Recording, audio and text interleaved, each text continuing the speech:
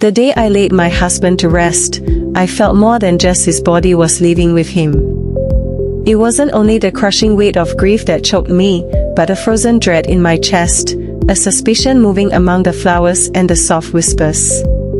Because while everyone else wept, I saw something that turned my blood to ice. My daughter-in-law, Vanessa, leaned over the casket and pretending to stroke the lapel of Elijah's suit, she discreetly slipped the small object into the inner pocket.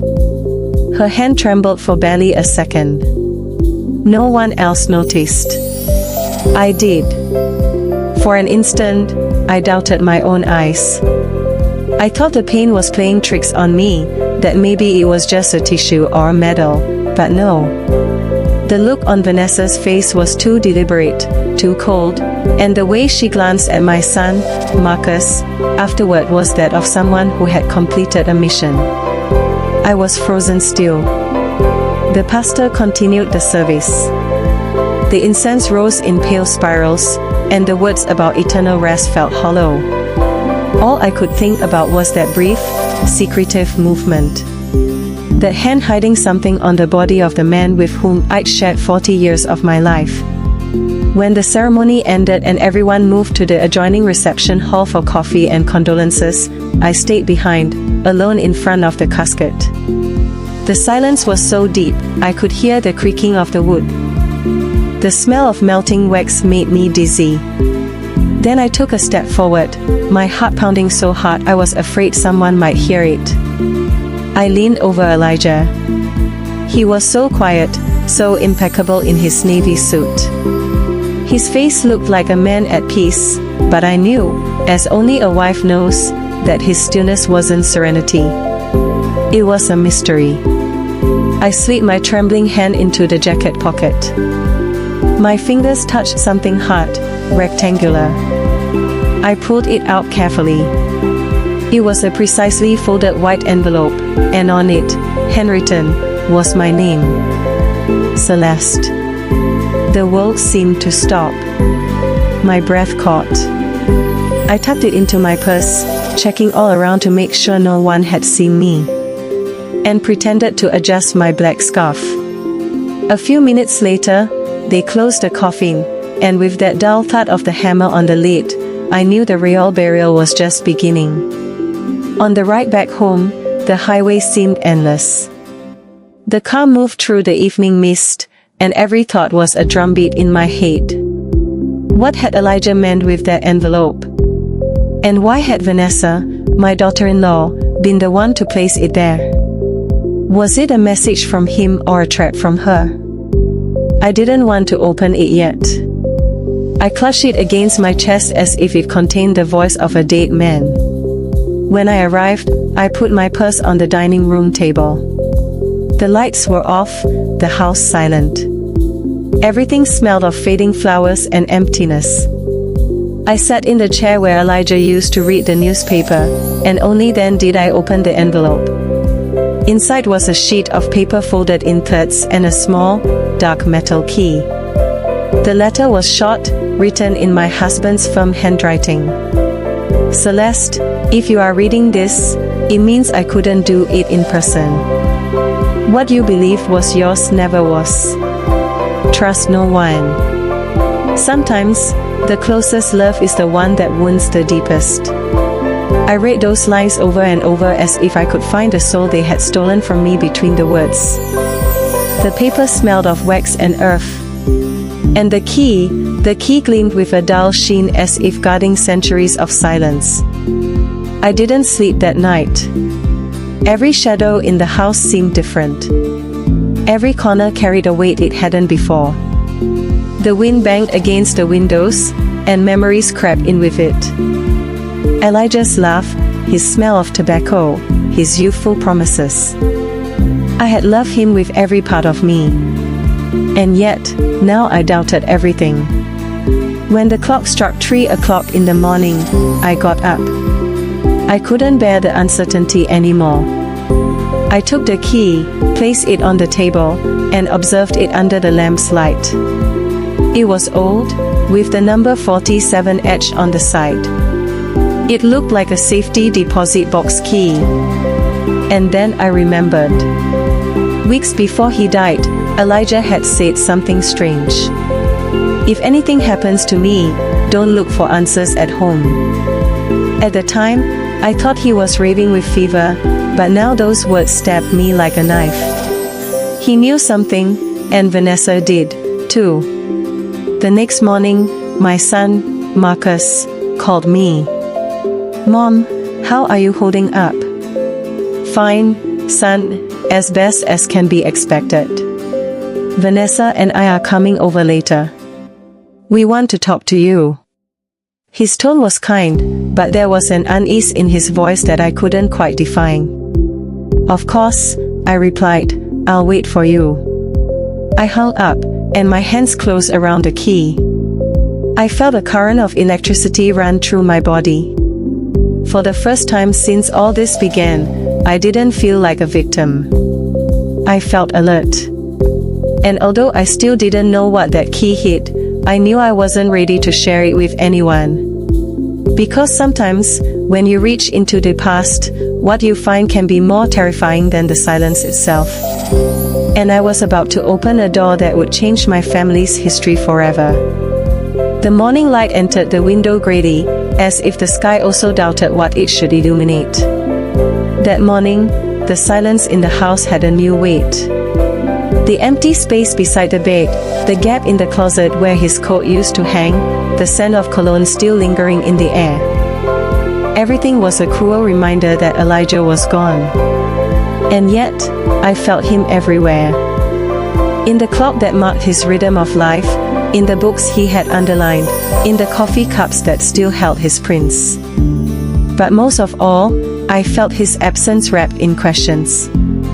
That key, that letter, that sentence written in his hand. What you believed was yours never was. I sat down at the dining room table, where the morning light fell directly onto the paper. I read it again. Every word seemed heavier than the last. The cold metal of the key burned between my fingers. The edge number, 47, spun in my head like an impossible riddle. Mid-morning, Marcus and Vanessa arrived. The sound of the doorbell startled me. Only 2 days had passed since the burial, but their visit brought me no comfort. It brought me anxiety. Vanessa was the first to enter. She wore a fitted black dress, her hair precisely pinned up, her face serene. Too serene. She kissed my cheek with a quick, almost formal gesture. "How are you feeling, Celeste?" she asked in a soft voice. "Tired," I replied, but calm.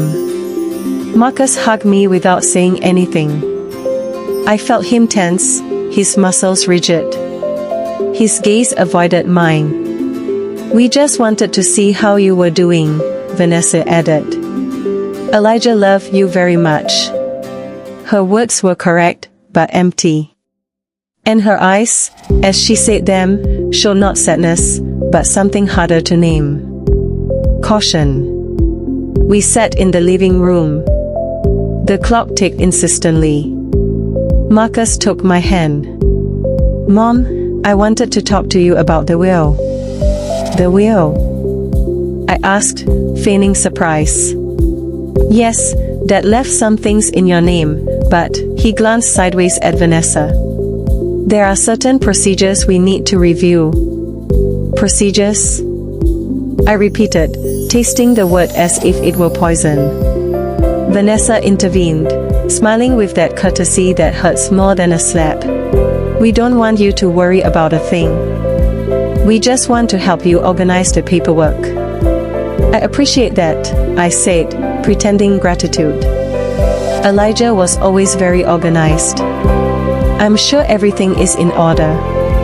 I saw her stare at me for an instant, as if trying to read my mind. Then I understood. She knew that I knew something, and this silent game between us had begun. When they left, I closed the door and rested my forehead against the wood. My heart was pounding as if trying to warn me that something was coming. I went up to the bedroom and opened the drawer where I had stored the letter. I took out the key and looked at it again. The number 47 was not for the house, nor for any box of Elijah's at home, but there was a bank, the same one where he had worked for years, that had safety deposit boxes numbered that way. I decided to go the next day. I felt nervous, but also strangely alive. After days of mourning and silence, I finally had a purpose. The next morning, I put on a grey coat, pinned up my hair, and took the city bus. The ride was long and noisy. I looked out the window at the streets, which seemed different, as if the world had distanced itself from me a little since Elijah left. When I arrived at the bank, the security guard at the entrance recognized me right away. "Good morning, Miss Thacker." "I'm so sorry about Mr. Thacker," he said respectfully. "Thank you, son. I need to inquire about a safety deposit box." I went to the counter. The employee checked the records. "Do you have the key and the authorization document?" I took the key from my purse. The woman took it, looked at it, and raised an eyebrow. "Box number 47 in the name of," she checked, "Elijah Thacker." She asked for my ID, and after a few minutes she led me to a private room. My heart was pounding in my chest. Every step along that carpeted hallway seemed like an echo of my own breath. The vault door opened with a metallic sound and the employee left me alone. I inserted the key into the lock. It turned smoothly as if it had been waiting only for my hand. The box slid out. It was small, discreet. Inside was a brown folder, a sealed envelope, and a black and white photograph. I took the photo first. Elijah was in it, younger, his arm around a woman who was not me. She had large eyes, a serene smile, and a familiar look that disoriented me. I didn't know who she was, but something about her face felt painfully known. I opened the envelope. Inside was a different will from the one Marcus had shown me the day before. The document was dated 1 month before his death. I read each line slowly and my breath shortened with every word. Elijah Thacker, leave Serena Harper as the primary beneficiary of my assets. Serena Harper. That name did not exist in our family or our history, or so I thought. At the bottom, the signature was authentic, without crossouts, without a doubt. Elijah had done it voluntarily. I felt a mixture of anger and confusion. Who was this woman? A mistress? A long-lost relative? A business partner? And above all, why had Vanessa put the key in the casket? I left the bank with shaky legs, put the papers in my purse, and walked aimlessly through the streets. The city went about its business, indifferent to my storm. The noise of the cars, the voices of the people, the wind in the trees. Everything seemed distant. Arriving home, I locked the door and sank onto the sofa. I looked at the photo again. That woman, that smile, that familiar look. And then I saw it. In the background of the photo, almost imperceptible, was a girl about 3 years old with light eyes and hair just like Vanessa's. A choked gasp escaped me. The photo slipped from my hands and fell to the floor. Because for the first time in my life, I was afraid of my own family. I sat with the photograph under my pillow as if I feared it would disappear while I closed my eyes. And yet, I couldn't sleep. The image of that unknown woman, Serena Harper, and the light-eyed girl pursued me with every blink. There was something in her gaze, in the way Elijah held her shoulder, that didn't look like the gesture of a man with a lover. It was a more tender, more intimate, more guilty gesture. Dawn arrived without warning. I got up before the alarm rang, made coffee, and sat down at the table where the letter still lay. The coffee steam rose slowly as if the air also knew that this day would change something in me. I spread the documents on the tablecloth, the will, the photo, the letter. Elijah's signature was real and the date undeniable. 1 month before his death. If he had left everything to that woman, why had he never told me? And why did my daughter-in-law, Vanessa, have the key to that box? I decided to go to Elijah's lawyer's office, Attorney Lawson. I had known him for years. He was the one who helped us buy the house and formalized the original will, the one where everything belonged to me and Marcus. When I arrived, the lawyer greeted me with a courtesy loaded with discomfort. "Miss Thacker, my condolences again. Elijah was a great man." "He was," I replied with a tread of a voice. "I need to speak to you about his will." "Of course, I have a copy here."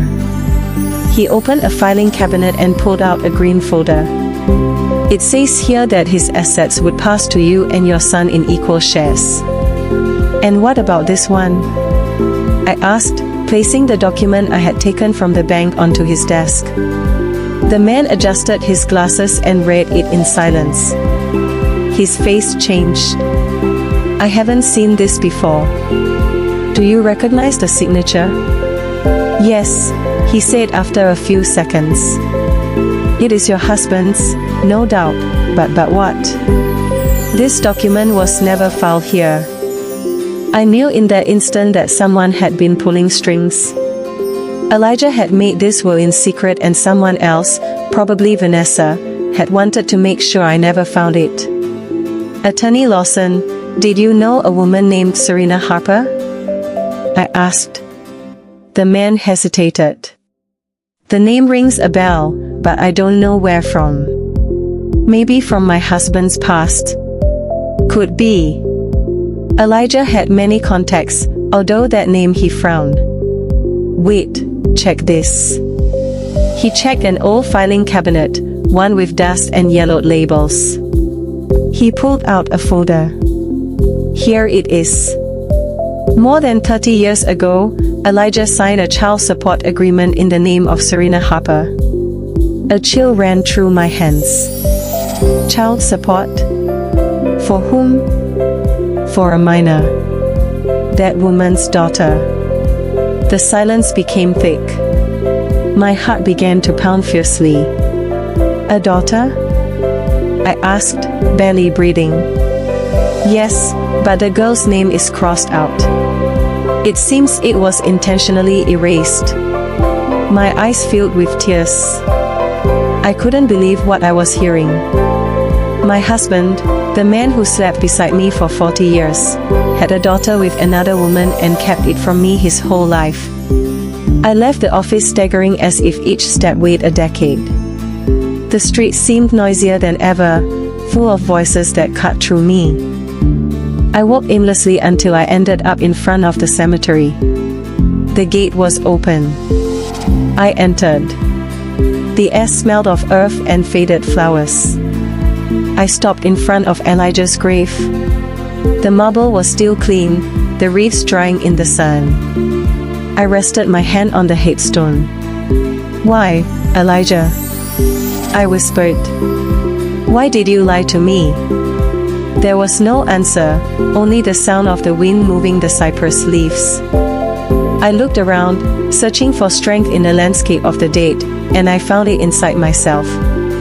"If you wanted to keep secrets," I said to the marble through clenched teeth, "I will unearth them one by one, and when I have them all, I promise you no one will ever use your silence to destroy me again." Arriving home, I found Vanessa waiting for me at the door. Her presence took me by surprise. "Where were you?" she asked in a tone that was half sweet, half controlling. "Taking a walk," I replied without emotion. "Marcus is worried. He hasn't slept since the funeral." "Neither have I." She observed me with that look that seemed to want to pierce me.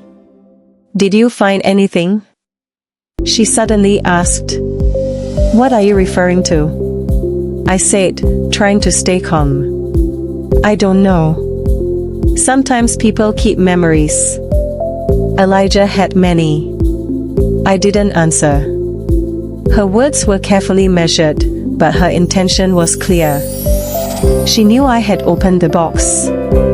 "You know, Vanessa," I said softly, "there are things you think you know about people, but time always has a strange way of showing us what we didn't want to see." She smiled. "That's true, Celeste. Time reveals everything." "Yes," I added, "even lies." Her smile froze for a second, and I knew with absolute certainty that I had hit the mark. That night, I couldn't stop looking at the photo. Elijah, Serena, and the girl. I observed the little girl's features again. The shape of her chin, the curve of her eyebrows, the defiant look. They were the same ones I had seen in Vanessa. The same sparkle, the same shadow in the eyes. My heart jumped. I brought my hands to my face, horrified. It couldn't be, but it was. Everything fit. The letter, the key, Vanessa's attitude, her presence in Marcus's life. It wasn't coincidence. It wasn't fate. It was a plan that had started before I even knew who she was. I closed my eyes and prayed, not for forgiveness, but for clarity. Because something told me that what I was about to discover would not only change my life, but could cause it. The mind has a curious way of protecting itself. When something hurts too much, it hides it under layers of routine. That morning, I tried to pretend everything was normal. I made coffee, opened the windows, put on soft music. But there was no way to muffle the noise the truth was making, pounding inside me like a broken clock. The photo was on the table, staring at me. That 3-year-old girl with the same gleam in her eyes as Vanessa watched me from the past. I didn't need a DNA test to understand. I knew it the instant I looked at her. Vanessa was the daughter of Serena Harper, and Elijah, my husband, was her father. I remained still for a long time, letting the certainty sink in. 40 years of marriage, and I still had secrets left to discover. I left the house without telling anyone where I was going. I took a taxi to the old neighborhood where my friend Loretta lived, a woman who had known everyone in the area for more than 40 years. She had been my confidant in difficult times.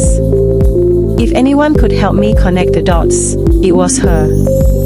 Loretta received me in her robe, her gray hair tied up, and a look of concern. "Celeste, goodness, you look pale. What happened?" I sat on her sofa and told her everything, from the letter in the casket to the photo, including the will and the visit to the lawyer. She listened without interrupting, her hands clasped over her knees. When I finished, she looked at me with something between pity and fear. "Serena Harper," she repeated. Of course I remember her. "Did you know her?" I asked, feeling my heart race. "She lived 2 streets down from your house many years ago. She was a pretty woman, reserved. And Elijah helped her, or at least that's what he said. She was a seamstress. Your husband would bring her orders from his office, but there were rumors." My throat tightened. "What kind of rumors?" "That she had a daughter and that the father was well. You know who?"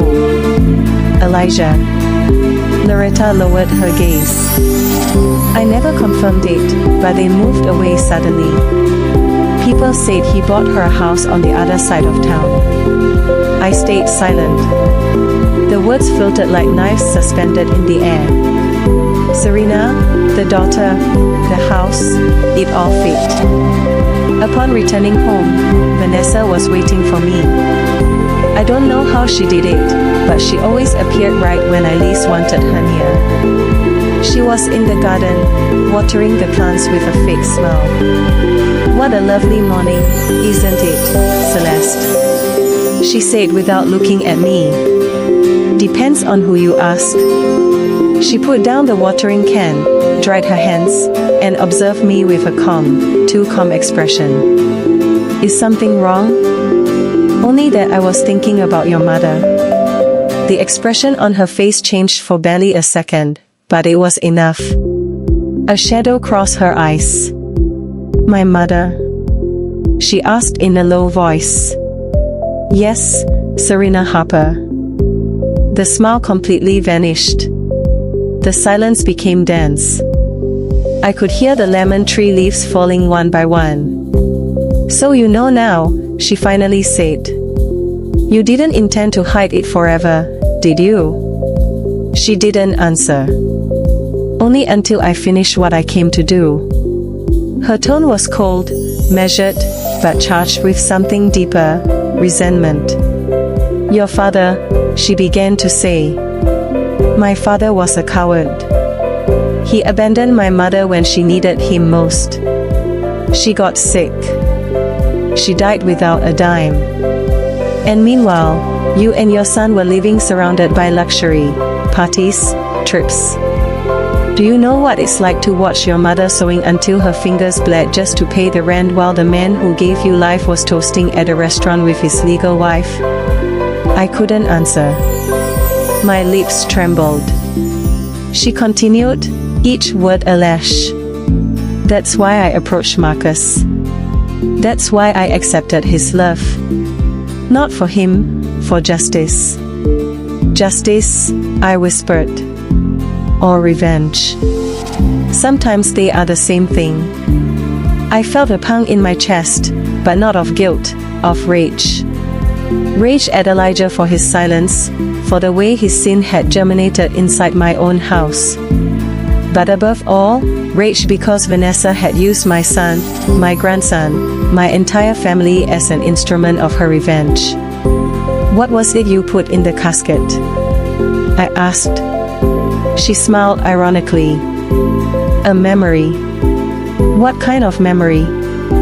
"A photograph of my mother, so that wherever he is, he never forgets who he destroyed." I was speechless. The clarity of her hatred was more terrifying than any threat. There were no tears, no trembling, only a bitter peace on her face. "And what do you expect now?" I asked her. "Nothing from you. I already had what I wanted." "What?" "To see him dead and to see you confused." That night, I locked myself in my room. I was afraid, not just of her, but of myself, of what a wounded woman was capable of doing. Because although her story moved me, I couldn't forgive her for what she was doing to Marcus. He was innocent. He was a blind man raised among appearances. I looked at myself in the mirror. The woman staring back had a pale face, tired eyes, but a new light in them, a determination I didn't remember ever feeling. I took the journal Elijah kept in his desk drawer. I had seen it 1,000 times, but never opened it. This time, I did. Between the pages, I found a note written in faded ink.